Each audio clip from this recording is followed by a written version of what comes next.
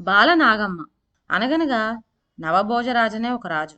ఆయన చక్రపట్నం ఏలుతూ ఉండేవాడు. ఆయన భార్య పేరు లక్ష్మమ్మ. ఆవిడ చాలా మంచి ఇల్లాలు. కానీ పాపం ఆమెకు పిల్లలు లేరు. పిల్లల కోసం ఆమె ఎన్నో నోములు నోచింది. ఎన్నో వ్రతాలు పట్టింది. పేద బ్రాహ్మణులకు ఒడుగులు పెళ్లిళ్ళు చేయించింది. చలివేంద్రాలు పెట్టించింది. అన్నదానాలు చేయించింది. నూతులు చెరువులు తవ్వించింది. ఎన్నో తీర్థయాత్రలు చేసింది. కానీ పిల్లలు కలగలేదు. ఎంత ధనముండి ఏం లాభం? పిల్లలు లేని జన్మ ఏం జన్మ? ఆడది గొడ్డు మేత అని అనిపించుకునే కన్నా ఏ అడవిలోనో మానయ్య పుట్టడం మంచిది అనుకుంది లక్ష్మమ్మ. చక్రపట్నానికి కొంత దూరంలో జటంగముని పర్వతం ఉన్నది. అక్కడికి పోయి కఠోరమైన తపస్సు చేసి పిల్లలను కనే వరం ప్రసాదించాలని లక్ష్మమ్మ దీక్ష పట్టింది. మహారాజు ఆమెకు ఎన్నో విధాలా చెప్పి చూశాడు. కానీ లాభం లేకపోయింది. సంతానం కోసం తన భార్య ఎన్ని కష్టాలైనా పట్టానికి సిద్ధంగా ఉన్నదని గ్రహించి నవభోజరాజు ఆమె తపస్సుకు అనుమతించాడు. ఊరంతా అలంకరించారు. 4 వీధులా తోరణాలు కట్టారు. ముగ్గులు పెట్టారు. లక్ష్మమ్మ పచ్చల పల్లకి ఎక్కి కూర్చున్నది. 1200 బలగం వెంటరాగా రాణిగారి పల్లకి రాచనగరం నుంచి సాగింది. లక్ష్మమ్మ 12 ఆమడ ప్రయాణం చేసి జటంగముని పర్వతం చేరింది. అక్కడ తన వెంట వచ్చిన బలగాన్ని నిలిపి 3 దాదుల్ని మాత్రం వెంట పెట్టుకుని ఆమె పర్వతం ఎక్కసాగింది. అలవాట్లేక ఆమె కాళ్ళు బొబ్బలెక్కిపోయాయి. అయినా ఆమె అన్ని బాధలు ఓర్చి పర్వతం ఎక్కి జటాంగముని తపస్సు చేసుకునే చోటుకి వచ్చింది. ఆ ముని ఎట్లా ఉన్నాడు? ఆయన చుట్టూ చెట్లు తీగలు అల్లుకుపోయాయి. ఆయన ఒంటి మీదనే పక్షులు గూళ్ళు కట్టుకున్నాయి. లక్ష్మమ్మ ఆయన్ని చూస్తూనే భక్తితో సాష్టాంగం పడింది. కాని మహాముని ఆమెను పలకరించలేదు. ఆయనను పలకరిస్తే శపిస్తాడేమోనని లక్ష్మమ్మకు భయం కలిగింది. అందుచేత ఆయన చేతే మాట్లాడించడానికి లక్ష్మమ్మ ఒక మంచి ఆలోచన చేసింది. 2 పొయ్యిరాళ్ళు పెట్టి కుండలో నీళ్లు బియ్యం పోసి పొయ్యి మీద పెట్టి తన మోకాలు 3వ రాయిగా పెట్టి కింద నిప్పు చేసింది. మంట కాస్త పెద్దది కాగానే ఆమె మోకాలు కాలింది. కాలగానే ఆమె మోకాలు లాక్కుంది. మోకాలు లాక్కోగానే కుండ ఒరిగి పడిపోయింది. అందులో బియ్యము నీళ్లు కింద ఒలికిపోయాయి. లక్ష్మమ్మ 2-3 సార్లు ఈ విధంగా చేయటం జటాంగముని కంటబడింది. అయ్యో పాపం, గొప్పింటి బిడ్డలాగా ఉంది. అన్నం వండటమైనా చేత కాదు కాబోలు. ఈమెకు సహాయం చేయకపోతే నా తపస్సంతా బూడిద పోసిన పన్నీరవుతుంది అనుకుని ఆ మహాముని లక్ష్మమ్మతో, అమ్మా, 3 రాళ్లు పెడితే గాని కుండ నిలవదు. కుండ నిలిస్తే గాని అన్నం ఉడకదు అన్నాడు. మహాముని పలకగానే లక్ష్మమ్మ, స్వామి, మీ పలుకులు నా చెవిన పడగానే నా పాపాలన్నీ పోయాయి అంటూ తన కథంతా ఆయనకు విన్నవించింది. అంతా విని జటాంగ మహాముని, అమ్మా, నీకు పిల్లలు కలిగే గీత బ్రహ్మ వ్రాయలేదు అన్నాడు. ఈ మాట వినగానే లక్ష్మమ్మ మొదలు నరికిన చెట్టులాగా కూలిపోయి శోకించసాగింది. మునికి ఆమె మీద చాలా జాలి కలిగింది. ఆయన దివ్య దృష్టితో చూసి లక్ష్మమ్మకు పిల్లలు మాత్రం పుడతారని, అయితే ఆడపిల్లలు పుడితే తల్లికి గండమని, మగపిల్లలు పుడితే తండ్రికి గండమని తెలుసుకున్నాడు. కానీ ఈ మాట ఆమెతో చెప్పలేదు. అమ్మా, ఇక్కడికి ఈశాన్య మూలగా నాగేంద్రుడు గుట్ట ఉన్నది. ఆ గుట్ట మీద 4 మద్దిమానులు ఉన్నాయి. ఆ మద్ది చెట్ల మధ్య ఉండే చదరంలో నాగేంద్రుడి పుట్ట ఉన్నది. ఆ పుట్టలో ఆదిశేషుడు ఉన్నాడు. పుట్ట మీదగా ఒక బాల మామిడి చెట్టు ఉన్నది. ఆ చెట్టుకు ఎన్నో కాయలున్నాయి. నువ్వు అక్కడికి వెళ్ళి పుట్టకు ప్రదక్షిణం చేసి దండం పెట్టుకొని ఆ చెట్టున 7 పళ్ళు కోసుకో. తిరిగి ఇంటికి వెళ్ళి సూర్యానదిలో స్నానం చేసి ఆ 7 పళ్ళు రసము పిండుకొని తాగితివా నీకు పిల్లలు పుడతారు అని జటాంగ మహాముని లక్ష్మమ్మతో చెప్పారు. మహాముని చెప్పిన ప్రకారం లక్ష్మమ్మ నాగేంద్రుడి గుట్టకు వచ్చింది. చుట్టూ మద్దిమానులు, మధ్య పుట్ట, పుట్ట మీదగా బాల మామిడి చెట్లు, చెట్టు నిండా కాయలు విరగ కాచి ఉన్నవి. లక్ష్మమ్మ పుట్ట చుట్టూ ప్రదక్షిణం చేసి చెట్టెక్కింది. ఆశ కొద్దీ ఒడి నిండా కాయలు కోసుకొని దిగి వచ్చింది.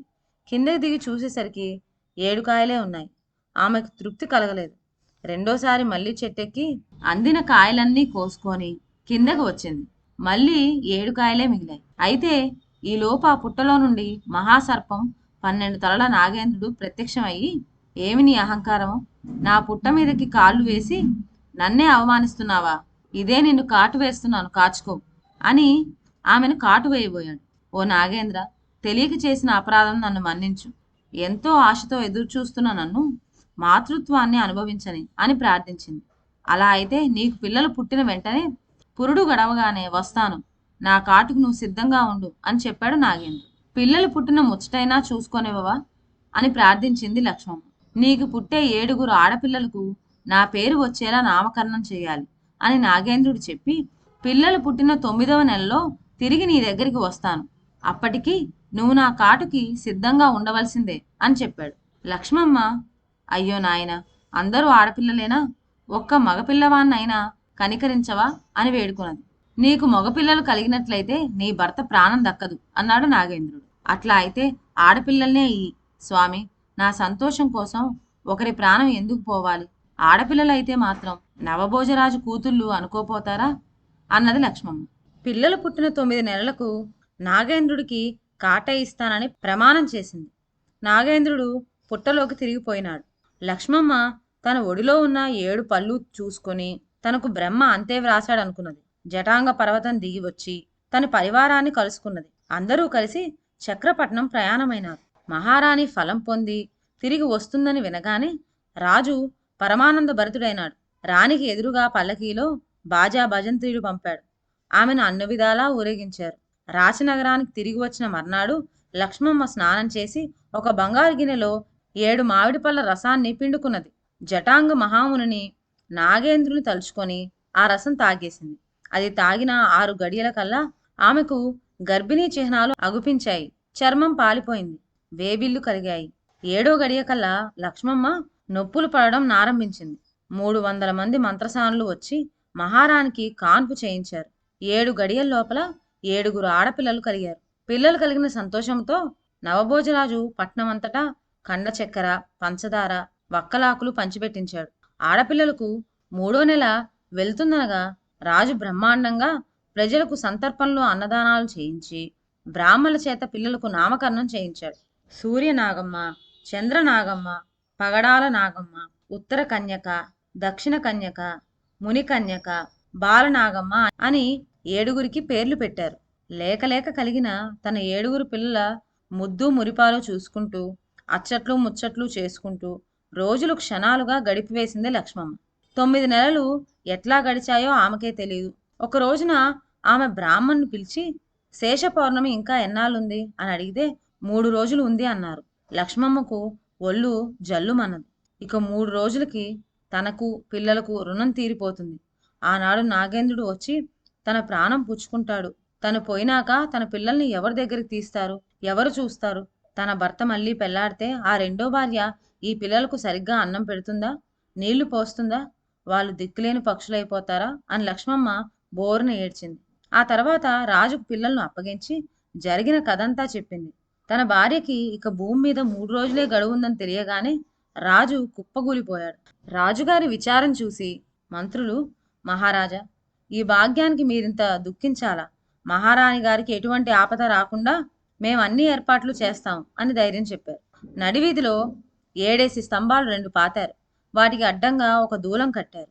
దానికి ఒక బంగారు ఉయ్యాల తొట్టి కట్టారు. అందులో లక్ష్మమ్మను పడుకోబెట్టి మూత వేసి 3 తాళాలు వేశారు. స్తంభాల చుట్టూ నిప్పుగుండాలు తవ్వారు. వాటిలో నూనె పోసి పెద్ద మంట చేశారు. పట్టణ వీధిలో ముఖద్వారాల దగ్గర కత్తుల బోనులు ఏర్పాటు చేశారు. తుపాకులతోనూ విచ్చు కత్తులతోనూ 600 మంది భటులు కాపలా ఉంచారు. స్తంభాల వద్ద పురాణ పట్నం సాగించారు. ఇక నాగేంద్రుడు ఎట్లా వస్తాడు? లక్ష్మమ్మను ఏం చేస్తాడు? శేష పౌర్ణమి వచ్చింది. కరకరా సూర్యుడు ఉదయించాడు. అన్నమాట ప్రకారం లక్ష్మమ్మ రాలేదు. పుట్టలోని నాగేంద్రుడికి కోపం వచ్చింది. 12 తలలతోటి బుసలు కొడుతూ నిప్పులు కక్కుతూ పుట్టలోంచి నాగేంద్రుడు బయటికి వచ్చాడు. క్షణంలో భూచక్రపట్నం చేరి తనను చంపటానికి చేసిన ఏర్పాటంతా చూశాడు. ఆయన అక్కడే అంతర్ధానమై లక్ష్మమ్మను పెట్టిన తొట్టెలో ప్రత్యక్షమైనాడు. దుర్మార్గురాల, నాకు మాట ఇచ్చి తప్పుతావా? నన్ను చంపించడానికి ఇన్ని ఏర్పాట్లు చేస్తావా అన్నాడు నాగేంద్రుడు. ఇది నా తప్పు కాదు తండ్రి, వాళ్ళు పాపులు, అందుచేత నిన్ను మోసం చేశారు. నీ కోరిక తీర్చడానికి నేను సిద్ధంగానే ఉన్నాను అన్నది లక్ష్మమ్మ. వెంటనే ఆమెకు తన కూతురు జ్ఞాపకం వచ్చారు. వాళ్ళు తల్లి లేని పిల్లలవుతారన్న దుఃఖంలో ఆమె మూర్ఛపోయింది. అదండి బాలనాగమ్మ కథ మొదటి భాగం.